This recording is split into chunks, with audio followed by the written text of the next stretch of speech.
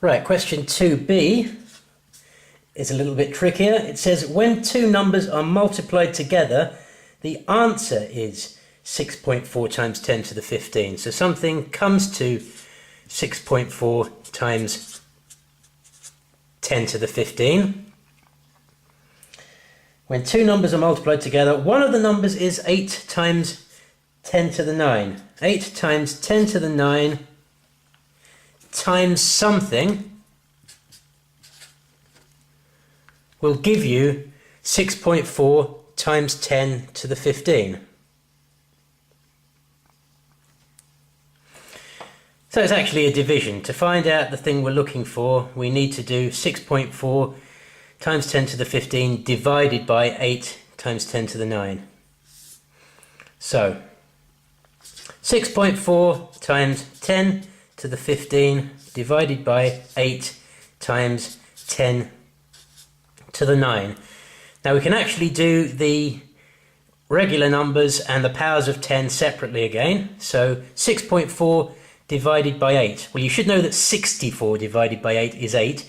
So 6.4 divided by 8 is going to be less by a factor of 10. So 6.4 divided by 8 is 0.8. And then working out the powers of 10, when you're dividing, the rule is to subtract the powers. So 10 to the power of 15 divided by 10 to the power of 9 is 10 to the power of 6. So we've got an answer there, but it's not in standard form because 0.8 isn't a number between 1 and 10. So we just have to say, well, if that's 10 times as much and the other one's 10 times less, so 10 to the power of 5 instead of 10 to the power of 6, then it'll amount to the same thing. So our final answer is 8 times 10 to the power of 5. Okay, question 3. It says, evaluate, work out the value of, in other words, 6 times 10 to the 7 divided by 8 times 10 to the 11. So once again we can do the regular numbers and the powers separately. So 6 divided by 8 is 0.75, and 10 to the power of 7 divided by 10 to the power of 11. The rule is take away the powers. So 7 minus 11 is minus 4. So that's 0.75 times 10 to the power of minus 4. But that's not in standard form because 0.75 is not a number between 1 and 10. So if we multiply that by 10 to make it 7.5, then to make the whole thing the same, we'll have to make the other number smaller. So a smaller number would be 10 to the power of minus 5. So in standard form, 7.5 times 10 to the power of minus 5. Right, question 4. We've got to write the number 0.0000397 in standard form. So first of all, think of our number between 1 and 10 that we're going to get from that. It's going to be 3.97.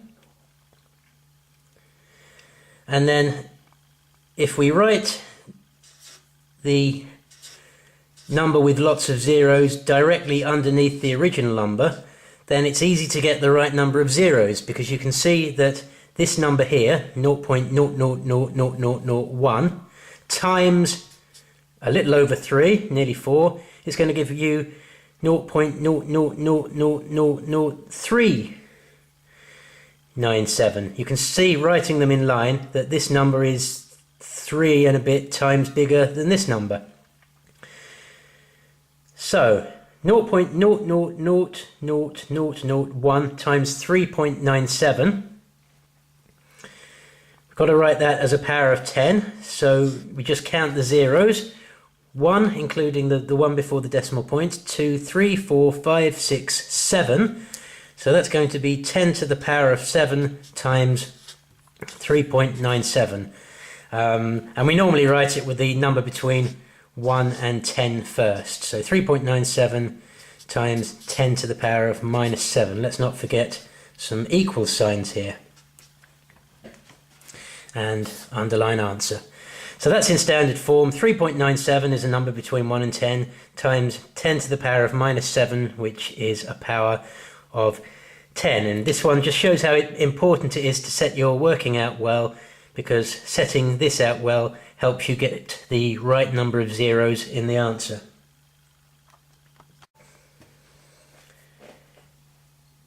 Right, second part of question 4, evaluate, work out the value of 500 times 30 times 10 to the power of 8. Well, 5 times 3 is 15, 500 times 3 will be 1,500, 500 times 30 will be another 0 on. So if you know what 5 times 3 is, then 500 times 300 is just a question of counting how many zeros, and then times 10 to the power of 8. So every power of 10 is going to make it 10 times bigger. So it's going to be that number with another 8 zeros on. 1, 2, 3, 4, 5, 6, 7, 8. So really just a question of 5 times 3 and then count how many more zeros. Right. Now, our number between 1 and 10 from that is 1.5. And if you write the number with lots of zeros on the end underneath the original number, it's very easy to get the right number of zeros, because you can see that this number here times 1.5 is going to be this number here. So once again, very important to set your working out well. It helps you to get the right answer quicker. Right, well, let's count these zeros. 1, 2, 3, 4, 5, 6, 7, 8, 9, 10, 11, 12. So that's 10 to the power of 12. So the answer in standard form is 1.5 times 10 to the power of 12.